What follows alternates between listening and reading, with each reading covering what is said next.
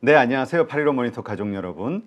오늘도 제가 2차전지 관련된 주식 한 가지를 또 종목 분석해 보도록 하겠습니다. 많은 전문가들이 2차전지와 관련해서 많은 분들의 만족을 채워드릴 수 없다 보니까 어떤 경우에는 좀 악플로 공격을 받고 그러다 보니까 좀 언급하기를 꺼려 해서요. 제가 대신 그 짐을 지고 가도록 하겠습니다. 물론 악플을 다시는 분들 입장에서는 내가 들고 있는 주식에 대해서 이거는 잘못된 정보다, 이거는 오해다, 이런 차원에서 역시 기관의 입장을 대변하기 때문에 일부러 이런 잘못된 정보를 제공하는 거 아니냐, 이런 생각으로 하신다라고 저도 이해를 하고 있습니다. 그래서 혹시라도 제가 이러한 종목 브리핑을 통해서 하고 있는 여러 정보들 가운데서 이것이 정말 잘못된 건데 아니면 오해인데 문제 있다 이렇게 생각되시면은 바로 그 지점을 달아주시면 댓글로 남겨주시면 제가 바로 그거와 관련해서 추가 조사를 들어가서 정확한 팩트를 또 한번 챙겨보도록 하겠습니다. 자, 오늘 공부하게 될 종목은 삼성 SDI입니다. 지금 최근에 44조 에코프로비엠의 수주를 주면서 물량을 주면서 상당히 어쨌건 뭐 전기차 수요가 줄고 있네, 재고가 늘고 있네 하지만 앞으로 계속해서 성장을 위한 준비를 하고 있다. 이것을 다시 한번 입증을 한 그런 모습을 보여줬는데요. 한번 보도록 하겠습니다. 자, 일단 최근 2주 동안의 주가 흐름 먼저 보시죠. 11월 22일 날 47만 1,500원 하던 주가가 어제 종가 12월 5일 종가로는 44만 4천원. 오히려 좀 낮춰졌죠. 외국인은 계속 매도를 하고 있고요. 외국 기관도 조금 사는 기관도 있습니다만 매도하고 아직은 방향성이 좀 없는 것 같은 느낌을 받고 있습니다. 개인들이 주로 매수하고 있는 종목이다. 이렇게 보시면 될 것 같고요. 공매도 관련해서는 뭐 크게 비중이 없으니까요. 그러면 기술적 분석, 차트의 흐름을 한번 보도록 하겠습니다. 일단 30분봉 단기 차트 보면은 흐름이 좋지는 않습니다. 오르락 내리락 하지만 어쨌건 방향성은 하방으로 내려가고 있는 모습. 일봉으로 봐도요. 단기 52만 2천원 고점 이후에 다시 쭉 빠지는 모습. 그리고 나서 잠시 반등하다가 다시 지금은 역배열이 만들어져 있는 상태라고 보시면 될 것 같습니다. 역배열이라는 것은 바로 위에 5일선, 11선, 21선이 층층이 저항선이 있다는 얘기고 매물대가 쌓여 있다는 얘기이기 때문에 쉽게 상승을 하기는 쉽지 않다. 이러한 상황으로 보시면 되겠죠. 단 여기에서 갑작스러운 어떤 좋은 호재라든가 이러한 것들이 나왔을 때는 이러한 저항선을 뚫고 확 올라갈 수 있지만 기술적으로는 어쨌든 그렇게 좋은 위치는 아니다. 이렇게 보시면 될 것 같습니다. 주봉상으로 한번 볼까요? 주봉상 80만 원 최고 찍고요. 23년 3월 달 그리고 41만 7천 원까지 급락을 하는 모습이었고요.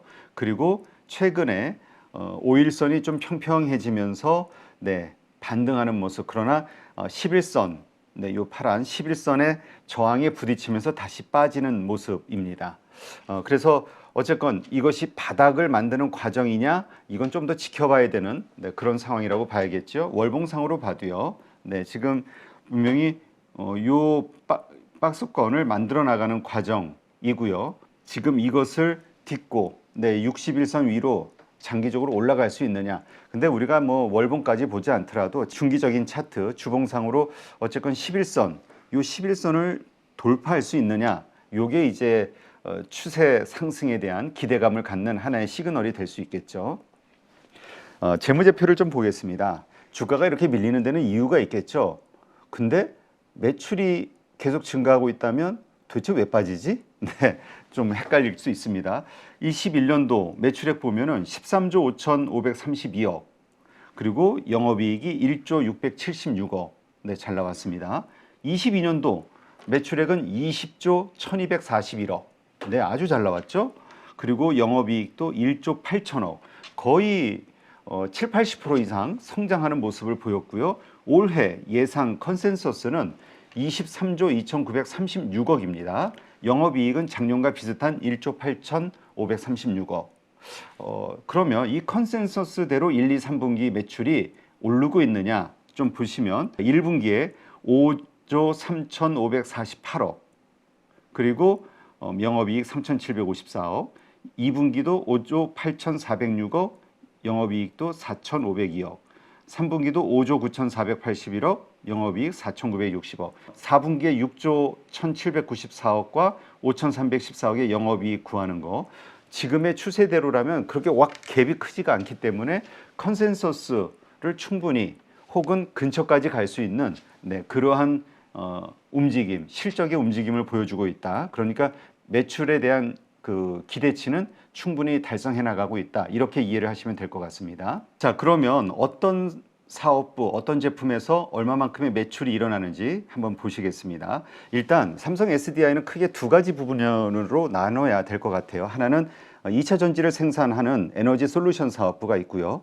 그 다음에 반도체, 그 다음에 OLED 같은 이쪽 전자재료 사업부, 이게 크게 두 개로 나눠야 됩니다. 그런데 먼저 전자재료 보시면 21년도 매출도 2조 6천억, 22년도 매출도 2조 5,578억, 올해 예상 매출액도 2조 4천억, 내년도도 2조 5천억. 그러니까 이것은 그냥 성장이 없는 그냥 기존의 고정 어떤 물품 판매 요 정도로 좀 봐야 될 것 같습니다. 그러니까 삼성 SDI를 우리가 봐야 되는 지점은 바로 이 에너지 솔루션, 바로 이쪽의 사업부 매출이라고 봐야 되겠죠. 2차 전지.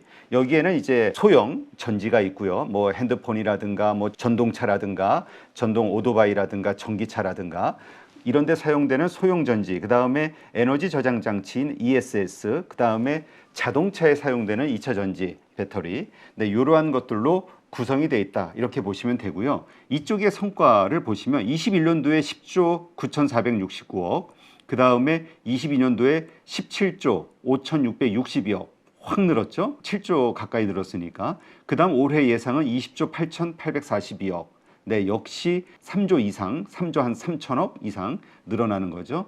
또 24년도, 내년도도 23조 2,560억으로 예상이 되고 있습니다. 기대를 갖고 있죠. 올해보다도 한 2,600, 700억 더 매출이 증가할 것으로 그렇게 기대를 하고 있습니다.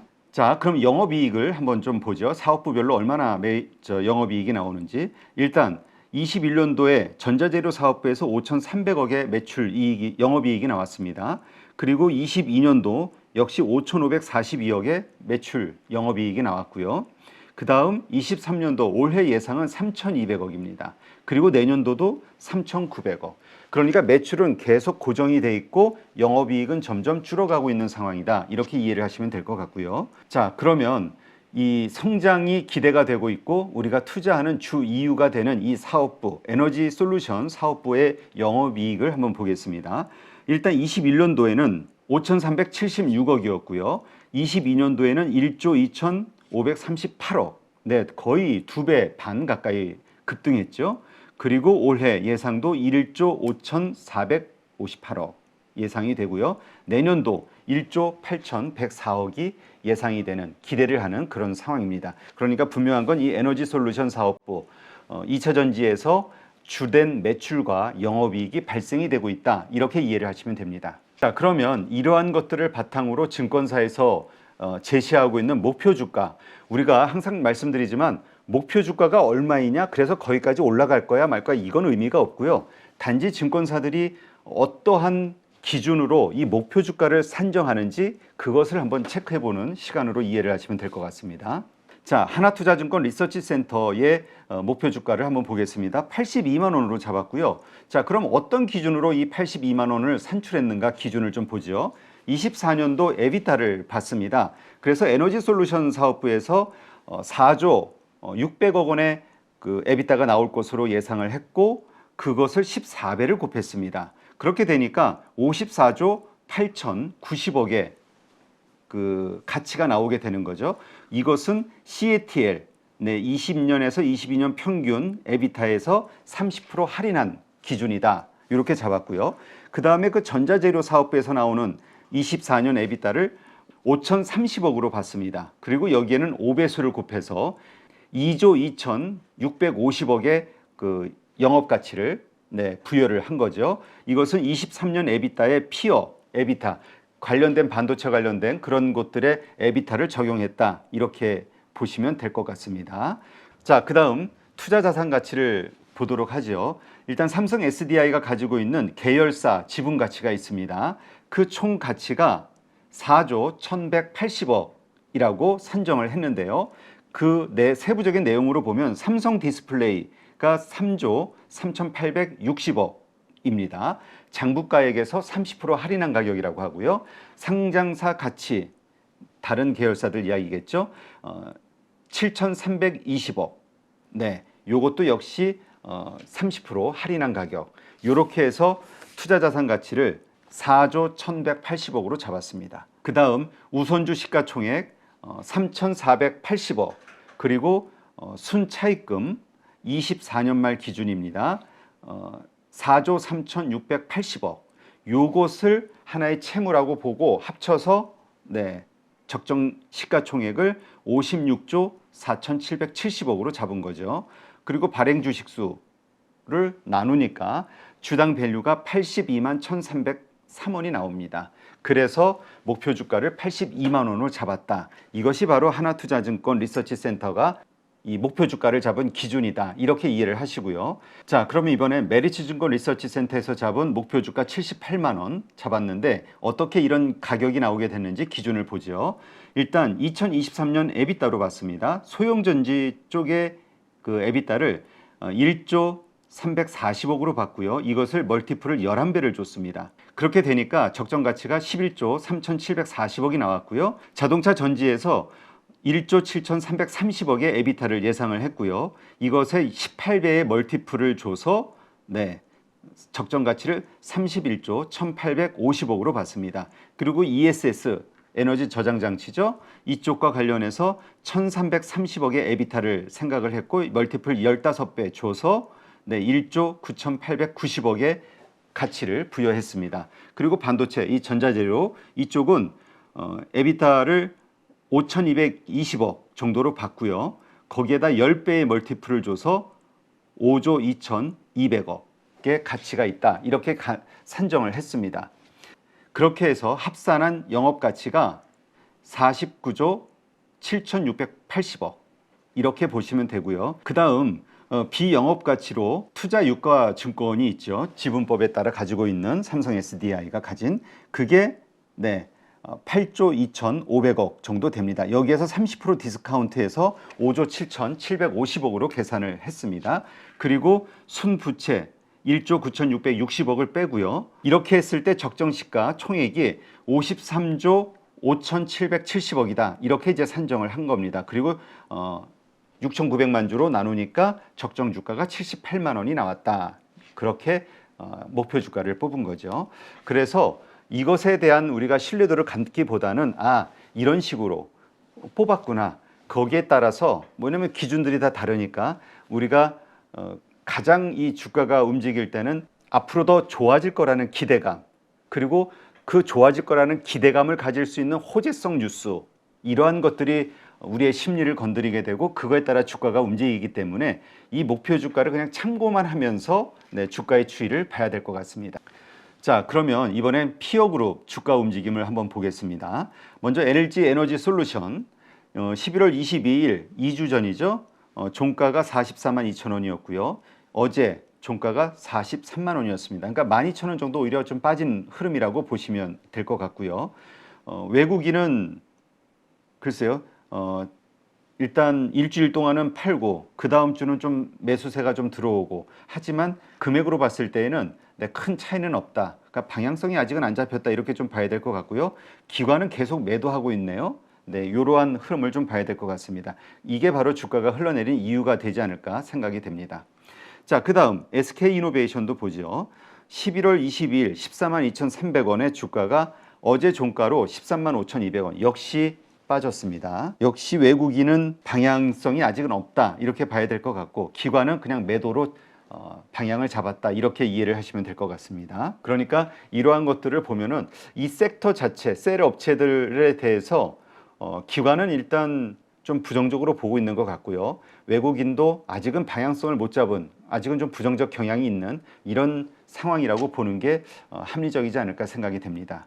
네, 그럼 이번엔 피어그룹의 그 주가 밸류에이션을 한번 좀 보도록 하겠습니다.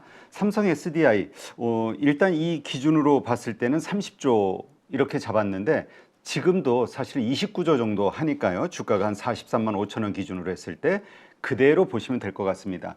PER이 한 16배라고 보시면 되고요. PBR이 2배 정도다. ROE는 12 정도. 그리고 이렇게 했을 때 올해의 부채 비율은 15%다. 이렇게 이해를 하시면 되고요. 그러면 2024년도에 지금의 주가가 그대로 유지가 된다고 했을 때 43만 5천 원. 그때 PER은 13배보다 조금 더 낮겠죠? 네, 그 다음에 PBR은 1배가 되고요. ROE는 13이 됩니다.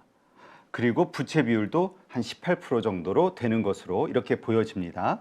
그런데 LG엔솔을 한번 볼까요? 이 리포트가 나왔던 이 자료가 나왔을 때보다 지금 주가가 좀 올라서 여기서는 95조 8천억 정도로 잡았는데 오늘 주가로 보니까 42만 7,500원, 시총이 한 100조 정도 됩니다. 그러니까 지금의 기준보다는 조금 높을 것이다. 이렇게 보시고 감안하세요. 어쨌건 PER이 53배 더 높아지겠죠. PBR도 5배가 됩니다. ROE가 9가 되고요. 그리고 부채 비율은 30입니다. 올해 12월까지 예상이. 근데 내년도에는 이 주가, 그러니까 42만 7,500원, 그러니까 이 시총이 지금은 100조인데 뭐 이게 95조 기준이니까 96조 기준, 뭐 비슷하다고 봐야죠. 뭐 약간 차이지만. 그랬을 때는 내년도 PER이 31배로 낮춰집니다. 그리고 PBR이 4배, 그 다음에 ROE가 15로 증가하는 걸로 이렇게 드러나죠. 대신 부채 비율은 37%로 증가하는 걸로 이렇게 수치가 나옵니다. 자, 이번에는 SK이노베이션 보죠. 지금 23년도 가이던스로 봤을 때 PER은 20배입니다. 시총을 13조 3,870억으로 봤을 때, 근데 지금 13만 5천 원 정도 하죠. 주가가 13조 6천억입니다. 시총이. 그러니까 별 차이 없습니다. 그러니까 20배 정도 한다 보시면 되고 PBR은 1배, 그리고 ROE는 3, 부채 비율이 좀 높네요. 올해 기준으로 80%가 된다. 이렇게 보시면 될 것 같습니다. 그 다음 2024년 기준으로 지금의 주가를 분석을 한다고 했을 때는 PER이 7배가 됩니다. 그리고 PBR은 1배가 되고요. ROE는 8로 증가하는 걸로 이렇게 나옵니다. 부채 비율은 90%, 네, 조금 더 높아지는 걸로 나오죠. 일단 그 외에 뭐 여러 기업들이 있습니다만 이 파는 제품이 다르기 때문에 이 세 기업만 좀 분석을 한다 해도 지금 삼성 SDI가 올해 기준으로도 그렇고 내년 기준으로도 그렇고 3사 가운데 가장 낮은 밸류에이션을 셀업체 가운데서는 유지하고 있다. 이렇게 보시면 될 것 같고요. 근데 단순히 이러한 것으로 비교하기 어렵다. 라는 데는 저도 동의가 됩니다. 왜냐하면 LG엔솔 같은 경우는 시장 장악력이 있고 그 다음에 확장하는 이 확장성, 성장성이 더 높기 때문에 공격적으로 성장을 하고 있죠. SK이노베이션도 사실 또 정유 부분하고 이런 것들도 빼야 되는 부분이 있기 때문에 그러나 어쨌건 단순 비교하기는 어렵습니다만 어쨌건 PER과 PBR 이 밸류에이션 측면으로 봤을 때 이러한 밸류에이션이다. 이렇게 좀 이해를 하시면 될 것 같습니다. 그래서 어떤 상황에서든 어쨌든 삼성 SDI가 가장 낮게 저평가받고 있다. 물론 거기에는 이유가 있을 것이다. 이렇게 생각하시는 분들도 있겠죠. 자, 기관의 매수, 매도 동향을 한번 보겠습니다. 22년도에는 좀 매도했고요. 22년도에는 매수를 했습니다. 상당히 많이 했는데 23년도에 들어와서는 매도로 돌아섰습니다. 외국인의 비중은 어떨까요? 22년도 7월서부터 매수를 하기 시작해서 비중이 좀 높아지다가 다시 2023년 4월, 5월 이 지점을 기점으로 다시 하락하는 이런 추세라고 보시면 될 것 같습니다. 기관과 외국인의 수급 동향은. 자, 이 PER 기준으로 봤을 때의 지난 13년간의 주가 흐름인데요. 보시면은 지금이 역사적으로 어떤 위치에 있는지를 이해하실 수가 있을 겁니다. 지금 PER, 요게 20배고 요게 한 15배, 16배 사이라고 보셔야 되겠죠. 지금 바로 요 지점에 있다는 거. 그리고 이 지점은 역사적으로 봤을 때도 그렇게 높은 게 아니다. 낮은 지점에 있다. 요 부분을 이해하시면 될 것 같습니다. 에비타 기준으로 봐도요. 지금의 수준이 역사적으로 낮은 상황에 위치해 있다. 이렇게 이해를 하실 수가 있고, 그다음에 PBR 기준으로 봤을 때에는 2010년도가 1.12배 정도, 2, 3배 되는 것 같죠? 네, 그러다가 계속 2016년, 17년까지 네, 거의 한 낮은 저평가를 좀 받다가 PBR 기준으로는 그러다가 올라오면서 20년도서부터 이제 본격적으로 성장, 그러니까 주가가 급등하면서 PBR이 높아졌다 이렇게 보시면 되고요. 그래서 지금 PBR이 1과 2 사이, 네, 요 정도에 위치하고 있다. 이거는 역사적인 지난 13년간의 PER과 PBR 그 다음에 에비타 기준으로 이 위치, 주가 위치가 어디에 있는가, 네, 한눈에 좀 이해를 하실 수가 있습니다. 그런 면에서 지금 자리가 그렇게 높은 자리는 아니다. 이렇게 이해를 할 수가 있는 거죠. 자, 그래서 KB증권에서는 실적 대비 너무 싼 주가다. 그래서 80만 원 목표 주가를 유지한다. 이 이야기를 했고 SK증권도 PER 밸류에이션이 부담이 없다. 그리고 너무 과매도하고 저평가 구간인 2차전지 기업이다. 이렇게 평가를 했습니다. DB금융투자도 영업이익이 하락하는 가운데서도 수익성이 돋보인다. 3분기에 4,960억, 중대형 출하량 증가에도 이익이 증가했다라는 거, 네, 이런 것들이 이제 긍정적이지 않겠냐, 이렇게 좀 분석을 했고요. 네, 다음 또 관련된 이슈를 보면은 마찬가지로 실적을 고려했을 때는 2차 전지가 불황이라는 이런 걸 감안하더라도 이 낙폭이 좀 과도하지 않냐, 이렇게 평가를 하고 있습니다. 네. 이게 12월 5일에 나온 뉴스인데 영업이익률도 1.8% 개선이 되고 있고 중대형 EV용 전기차용 배터리도 7% 매출이 증가하고 있는데 네, 3분기 그 매출도 전년 대비 11%가 증가했고 근데 왜 이렇게 하락하는 거냐? 이것은 좀 너무 과도하다. 네, 이런 이야기죠. 네, 요즘 사실 그 전기차 수요가 줄고 있다. 미국에서 전기차 재고가 증가하고 있다. 알베말 주가가 급락하고 있다. 리튬 가격, 니켈 가격이 점점 하락하고 있다. 이러저러한 뉴스들 때문에 2차 전지 섹터와 관련해서 뭔가 불안한 분위기, 업황이 안 좋을 것 같다라는 그러한 분위기들이 많이 체감적으로 느껴지는 그런 상황이라고 볼 수 있죠. 그럼에도 불구하고 그래서 주가가 빠진다 하더라도 이 섹터 내의 주식들이 지금 이미 그걸 감안하더라도 많이 빠진 거 아니냐. 이것이 이제 증권사들의 그 리포트 내용이라고 이해를 하시면 될 것 같습니다. 근데 이번에 사실 에코프로비엠에 44조의 5년간 또 수주를 주었죠. 이것이 의미하는 게 뭘까? 결국 기업에서는 자신이 없는 일은 벌리지 않는데 일단 이거와 관련해서 현대차 뉴스가 또 연결이 되죠. 여기 보시면은 이번에 에코프로와 삼성 SDI가 협력했던 데에는 현대자동차가 있는 것이다. 삼성 SDI의 차세대 배터리 P6를 2026년부터 7년간 공급하고 그 NCA 양극재를 에코프로비엠에서 조달하기 때문이다. 이렇게 얘기를 했기 때문에 현대차 거기다 BMW라든가 이런 그 하이엔드급, 좀 프리미엄급 이런 그 전기차에 사용되는 배터리 여기에 대한 수요를 계속 만들어내고 있다라는 거 이것이 긍정적인 것으로 봐야 될 것 같습니다. 사실 삼성 SDI가 SK이노베이션, LG에너지솔루션보다 좀 저평가를 받았던 이유 중에 하나가 공격적인 증설, 확장 전략을 쓰지 않았기 때문에 그런 이유도 있었습니다. 여기서는 뭔가 질적 성장을 하겠다라는 내부 목표가 있는 걸로 보이고요. 그런 차원에서 했던 것들이 지금 약간 전기차의 그 성장이 둔화됐다. 이러한 이슈들이 나왔을 때 가장 또 그 장점으로 부각되는 그런 상황으로 보이긴 합니다. 한번 좀 보시죠. S&E 리서치 자료에 의하면 글로벌 전기차 판매 추이가요. 2022년도에 38.5%의 성장을 보였고요. 그 다음에 2021년도에 109%의 성장을 보였습니다. 차량은 672만 대가 팔렸고요. 그 다음에 22년도에 1054만 대가 팔렸고 성장은 56.9% 했습니다.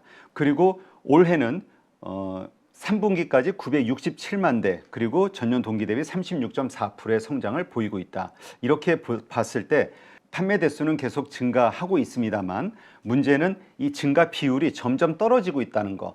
근데 그 성장에 맞춰서 여러 가지 증설이라든가 경쟁이 치열해지고 있는 그러한 상황들이기 때문에 이 전기차 한파가 왔다. 뭐 이렇게도 이야기를 하는 거죠. 왜냐하면 이 높은 고성장이 끝나가고 있는 이 시그널, 요 데이터 때문에 지금 부정적으로 보는 그런 시각들이 생기고 있다고 봤을 때 공격적으로 하지 않은 이 삼성 SDI의 이 전략 지금이 좀 빛이 나고 있다, 이런 분석들이 나오고 있는 것 같습니다. 자, 배터리 3사 2023년 3분기까지의 투자 비용 현황을 한번 보시면은 LG 에너지 솔루션이 연구 개발비에는 2.8%, 매출액 대비 2.8%의 연구 개발비를 썼고요. 캐펙스 투자 비용에는 7조 39억 원을 썼습니다. 근데 삼성 SDI는 8,364억의 연구 개발비를 썼고요. 이것은 매출액 대비 4.9%, 상당히 높죠. 그리고 캐펙스 투자 비용은 2조 4,436억을 지출하는 걸로 이렇게 나옵니다. SKO는 투자 비용이 2,206억인데 이것은 매출액 대비 2.2%, 그리고 캐펙스 투자는 6조 7천억, 그러니까 상당히 높은 걸로 이렇게 보실 수가 있습니다. 삼성 SDI는 연구 개발비에다가 많은 돈을 쓰고 있다. 오히려 그 금액으로 봤을 때는 LG 엔솔보다도 더 많은 돈을 쓰고 있다, 이렇게 보실 수가 있고요. 그것이 바로 이 보수적인 이 캐펙스 투자 전략이라고, 삼성 SDI의 특징이라고 이렇게 생각하실 수가 있을 겁니다. 2021년도에 보면 에비타가 2조 3,200억이 나왔을 때 캐펙스 지출 비용은 2조 2,547억, 캐펙스라는 거, 미래를 위해서 지출하는 투자 비용, 요것이 거의 비슷하다, 이렇게 보시면 되는 겁니다. 내가 벌어들이는 만큼 재투자를 하겠다. 22년도에도 3조 2,700억, 그런데 캐펙스 투자는 2조 8천억, 2023년도 또 2조 5,900억 정도의 에비타가 예상이 되는데 2조 4,400억 정도의 캐펙스 투자를 하는 걸로 이렇게 나오고 있습니다. 그러니까 상당히 보수적으로 내가 벌어들이는 한도 내에서 미래를 위한 투자를 해나가겠다, 이러한 전략이 삼성 SDI의 전략이고, 이것이 다행히 지금 전기차 수요에 대한 여러 가지 부정적 이슈 때문에 이 변동성이 커졌을 때 오히려 부각이 좀 되고 있다, 이렇게 이해를 하시면 될 것 같습니다. 그와 관련해서 나오는 여러 가지 그 신문 기사들도 좀 보시면은 연구개발비는 다른 회사보다 훨씬 높은데 증설과 관련해서는 적당하게 자신들이 벌어들이는 돈 한도 내에서 해나가는 보수적인 전략을 쓰고 있다. 이것이 지금 전기차에 대한 뭐 여러 가지 변동성이 커졌을 때 다시 한번 부각되고 있다. 이것을 다시 한번 짚어보는 그런 기사들이 계속 나왔습니다. 그래서 삼성 SDI는 질적인 성장을 하고 있다, 이렇게 이제 표현들을 하고 있는데 뭐 사실 그동안 증설 확장 전략이 좀 늦었다, 그래서 이미 선점하지를 못하고 늦춰지는 거 아니냐, 후발주자로서 그런 우려들을 이제 지금 다 불식하고 있다, 이러한 이야기들을 하면서 삼성 SDI는 프리미엄 차종을 좀 집중 공략하고 있다, 전략을 좀 얘기했네요. 아까 현대차와 관련해서도 납품하기 위한 그 원재료를 확보하기 위해서 에코프로비엠에 5년간 44조 원의 양극재 오더를 줬다, 이 얘기도 NCA 계열 줬다, 이렇게 나왔는데, 이 NCA라는 건 결국 이 각형 배터리, 지금 P6라고 하는 이 신규 프리미엄 관련된 제품을 그 현대차에 납품하는 거기 때문에 역시 차종이 프리미엄 차종에 들어가는 것이다. 그랬을 때 아무래도 영업이익률이 훨씬 높다, 이렇게 좀 봐야 되겠죠. 근데 이 고급 전략은 지금 이미 독일 BMW, 뉴 i7, iX, 뭐 그다음에 아우디, 이런 것들도 역시 지금 사용하고 있는, 그래서 수익을 극대화시키는 그런 전략이다, 이렇게 이해를 하시면 될 것 같습니다. 연구비를 많이 쓴다고 했는데 지금 LG화학과 삼성 SDI가 2차 전지와 관련해서는 특허가 세계 1위, 2위를 차지하고 있다. 그러니까 LG화학도 정말 많이 하고 있고 삼성 SDI도 많이 하고 있다라는 거, 이것이 결국 기술력이 뛰어난 기업이 살아남는다는 것을 봤을 때 이렇게 미래를 위한 기술 개발에 R&D에 투자하고 있다는 것은 긍정적으로 좀 봐야 될 것 같습니다. 그리고 그 투자하는 가운데 또 12월 4일 날 나온 뉴스에서 나온 것처럼 차세대 배터리의 핵심이라고 볼 수 있는 전고체 배터리, 여기에다가도 좀 주목을 크게 하고 있다. 그래서 2027년도에는 양산하는 것을 목표로 지금 R&D를 하고 있다, 이런 이야기들이 나오면서 이 삼성 SDI의 이 R&D에 대한 끝없는 투자 열정, 이거에 대한 호의적인 시장의 반응을 보여줬습니다. 어쨌건 올해에도 그 국내 유일의 전고체 배터리 파일럿 라인 셋업을 완료하고 개발 시제품을 생산했다는 거, 그래서 물론 앞으로 뭐 전고체 배터리와 관련해서도 상당히 더 많은 시간이 걸릴 것이다. 도요타 같은 경우를 보더라도 부정적으로 보는 분도 있고 긍정적으로 기대하는 분도 있겠지만 어쨌건 미래를 위해서 지금 적극적으로 노력을 하고 있다는 거, R&D를 통해서. 그 다음에 스텔란티스, 그 다음에 제너럴 모터스와 조인트 벤처를 설립하면서 계속해서 수주하고 투자를 하고 있다는 거, 이러한 것들이 바로 삼성 SDI가 지금 현재 추진하고 있는 현재의 그 상황이다, 이렇게 이해를 하시면 될 것 같습니다. 그리고 그 공장 가동률과 관련해서 17일 날 그 공시가 나온 거를 좀 보니까요, 지금 이 배터리 셀 이 3사의 현황이 좀 나오더라고요. 좀 보니까 LG 에너지 솔루션은 국내 오창 공장, 미국, 중국, 폴란드 해외 공장의 3분기 평균 가동률이 72.9%, 그러니까 올 상반기 74.8%보다 떨어졌다라는 거를 집계를 냈고요. 지난해 75.4%보다도 또 떨어졌다, 이러한 것들.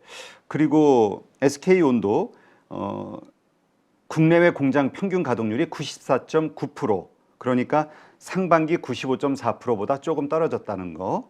물론 삼성 SDI는 중대형 전지 부분은 공개하지 않아서 잘 모르는데 그 소형 전지 부분 같은 경우 여기에는 77%, 그러니까 지난해 3분기까지의 평균 가동률 88%에 비해서 많이 떨어져 있다, 이런 데이터가 있습니다. 이렇게 좀 가동률이 떨어지다 보니까 이게 인력 감축으로 또 연결이 되는 것 같습니다. 그래서 LG엔솔은 최근 미국 미시간 공장에서 생산직 인력 그 170명을 해고 조치했고요. 정리해고. SK온도 그 조지아주 생산 공장 근로자들을 대상으로 무급휴직 조치를 했습니다. 이러한 것들을 바탕으로 지금 시장이 조금은 긴축 경영 혹은 확장적인 어떤 공격적 경영을 하기에는 좀 무리가 있지 않냐, 이렇게 보는 분들이 있는 것 같고요. 그런 차원에서 삼성 SDI가 이제까지 덜 공격적으로 그 자기들의 그 에비타에 맞춰서 캐펙스를 늘려왔기 때문에 가장 호평을 받는 게 아닌가, 이렇게 생각이 됩니다. 그러나 또 나중에 SK온과 그 다음 LG에너지솔루션에 대해서도 제가 종목 분석을 해드릴 건데요. 거기에서 또 삼성 SDI가 가지고 있는 다른 어떤 또 장점들이 나올 수 있겠죠. 단지 지금 시점에서 가장 핵심에서 보고 있는 것은 이러저러한 이유를 갖다 붙임에도 불구하고 낙폭이 너무 과대하다, 가장 저평가 받고 있는 셀 업체다. 예, 이거는 이견의 여지가 없을 것 같습니다. 그리고 삼성 SDI가 최근 이제 울산시에 공장을 2개를 짓고 있는데 이것이 거의 투자 규모가 조 단위에 이를 것이다, 이렇게 지금 밝히고 있는 상황입니다. 그런데 여기에서 그 LFP 배터리를 생산할 전망이다, 이렇게 얘기를 했거든요. LFP 배터리 같은 경우는 어쨌건 그 보급형 자동차, 좀 더 자동차 가격을 낮춰야 된다라는 그런 과제를 가지고 있는 그 모델들, 네, 보급형, 여기에 많이 채택이 되고 있기 때문에 가지고 있는 시장 규모 자체도 있죠. 그러다 보니까 이 시장까지도 장악하기 위해서 중국 시장이 지금은 전체 장악하고 있습니다만, 네, LFP 배터리도 생산할 계획이다, 이렇게 밝혔고요. 그래서 2026년에 양산을 목표로 지금 소재를 개발하고 있다, 이렇게 밝힌 바 있습니다. 그와 관련해서 역시 현대차 또 밝힌 바가 있습니다. LFP 배터리와 관련해서 지금 현대차에서는 2개년을 목표로 지금 개발하고 있는 프로젝트가 진행 중인데요. 내년 말까지는 개발이 끝날 것이다, 지금 이렇게 전망을 하고 있죠. 지금 이 보급형으로 많이 쓰이는 이 LFP 배터리는 CATL, 그 다음에 BYD 같은 이 중국산 업체가 장악을 하고 있죠. 그리고 지금 현대차가 기아 레이에 이걸 최초로 그 적용을 하면서 올 1, 2분기 중국산 그 전기차 그 배터리 수입량이 작년 동기 대비 156.6%가 증가했다. 그래서 현대차가 중국산을 쓰고 있는 이 상황에 대해서, 네, 욕하시는 분들도 좀 나오고 있는 상황이죠. 근데 현대차는 이렇게 입장을 밝혔습니다. 일단 내년까지는 중국산 LFP 배터리로 대응하겠지만 결국 내재화를 해서 2025년부터는 한국산 배터리를 상용화해서 중국 의존도를 좀 낮추겠다, 이렇게 밝힌 바 있고, 이와 관련해서 배터리 3사 셀 업체, 그 다음에 중견 업체와 지금 소재 개발에 나서고 있다, 이렇게 좀 밝히고 있습니다. 그래서 삼성 SDI가 LFP 배터리 울산에서 만들어서 상용화하겠다, 이런 것들이 맞물리면서 LFP 배터리도 물론 후발주자긴 합니다만 삼성 SDI도 준비하고 있다, 이러한 차원에서 이해를 하면 될 것 같습니다. 삼성 SD와 관련해서 여러 가지 부분을 다 살펴봤는데요. 일단 이 EV 시장의 성장성, 그러니까 이 매출에 이 에너지 솔루션 사업부 2차 전지의 이 성장성, 이거는 뭐 더할 말할 나위 없이 의심의 여지 없이 폭발적으로 성장하고 있는 건 맞죠. 대신 거기에 맞는 영업이익이 그만큼 증가하지는 않지만 그래도 견조하게 올라가고 있는 상황이다. 이렇게 보시면 될 것 같고요. 이것은 다른 두 개의 배터리 업체도 마찬가지라고 봅니다. 단지 특징이 서로 좀 다를 뿐인 거죠.